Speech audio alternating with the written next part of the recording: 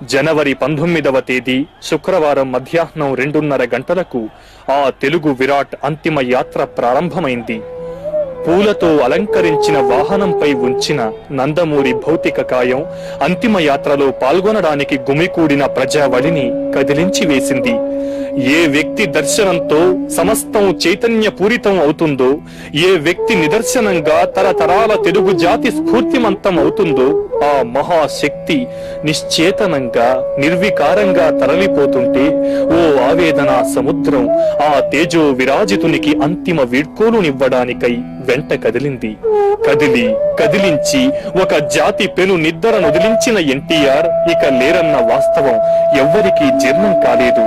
కొంతకాలం వరకు అయ్యే అవకాశం లేదు. మృత్యువు చివరి వేటులోని బాధ తీవ్రతకి ఎదురు పలికే కడపటి ప్రాణ చలనంలా కంపించింది ప్రతి ఒక్కరి పెదవి. భీషణ తేజస్సుతో అన్ని భౌతిక వాసనల్ని మండించి నిర్మలమైన జీవజ్వాలలా ప్రకాశించింది ఆ అవతార పురుషుని పార్థివ శరీరం. ఆయన నామస్మరణంతో ప్రాణ చలనంతో పులకించిపోయిన ప్రకృతి ఇంకా ఏదో చిరు ఆశతో చిగురిస్తూనే ఉంది. సడిలేని అతని అడుగుల్ని వినలేదా నువ్వు? వస్తున్నాడు, నిరంతరం వస్తూనే ఉన్నాడు. ప్రతి క్షణం, ప్రతి యుగం, ప్రతి పగలు, ప్రతి రాత్రి అతను వస్తున్నాడు, నిరంతరం వస్తూనే ఉన్నాడంటూ ఆ యుగ పురుషుని కోసం పరితపించిపోయింది.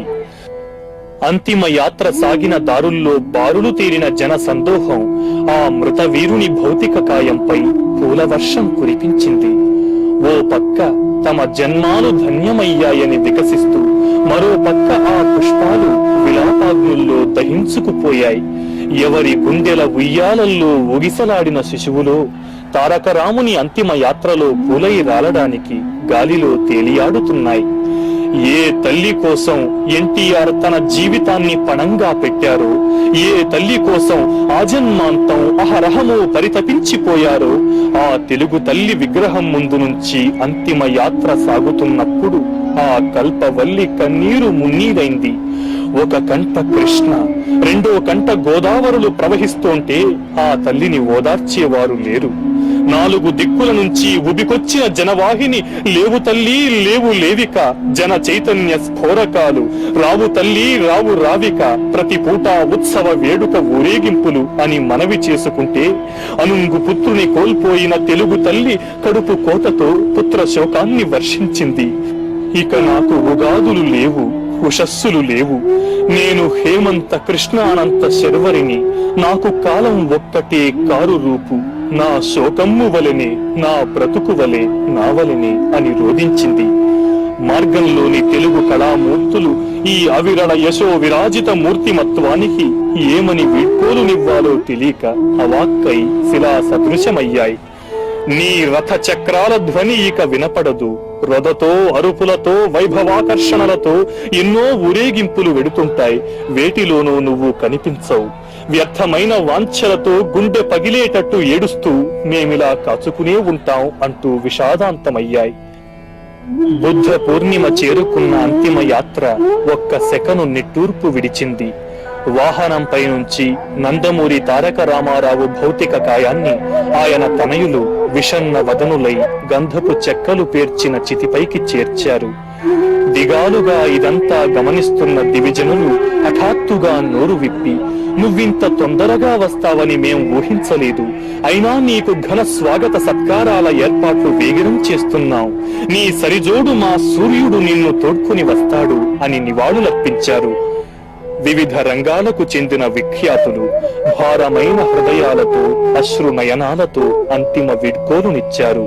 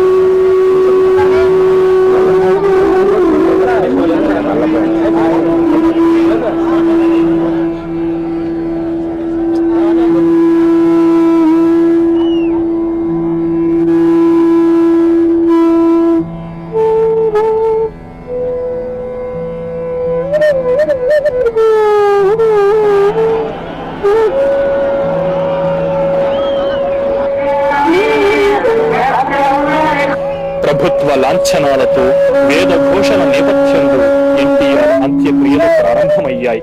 ఆయన పెద్ద కుమారుడు జయకృష్ణ చితికి నిప్పంటించారు. ఆ చితి మంటల చిటపటలో ఓ స్వరం గొంతు సవరించుకుంది. మరో ప్రపంచోత్సవానికి నాకు ఆహ్వానం వచ్చింది. నా బ్రతుకు సఫలమైంది. నా కళ్ళు చూశాయి, నా చెవులు విన్నాయి అన్న గేయం వినిపించింది. కాని జన సమూహం ఆశాశ్వాసలని విశ్వసించింది. తప్పదు, తెల్లవారుతుంది, స్వర్ణధారలతో ఆకాశాన్ని చీల్చుకుని నీ కంఠం వర్షిస్తుంది అని నినదించింది. భువిపై దేదీప్యమానంగా విరాజిల్లిన ధ్రువ తార నింగి కెగసింది. తారాపథమంతా దివ్య తేజస్సుతో విరాజిల్లింది. దివిపై తనకు ధీటుగా ప్రకాశించడానికి బయల్దేరిన క్రాంతికేతనం ధాటికి బెంబేలెత్తిపోయిన సూర్యుడు ఉక్రోషంతో ఎర్రబారిన ముఖంతో పడమటి కనుమల చాటుకు జారుకున్నాడు. ఒక జాతి జీవన గమనాన్ని సూచించి శాసించి ఊగించిన తెలుగు రేడు, తెలుగు వాడి జీవనాడిని నరం నరం ప్రజ్వలింపచేసిన నందమూరి తారక రామారావు ఘన కీర్తి అజరామరం. ఆ చంద్ర తారార్కం చరిత్రాత్మకం, ధరిత్రాత్మకం.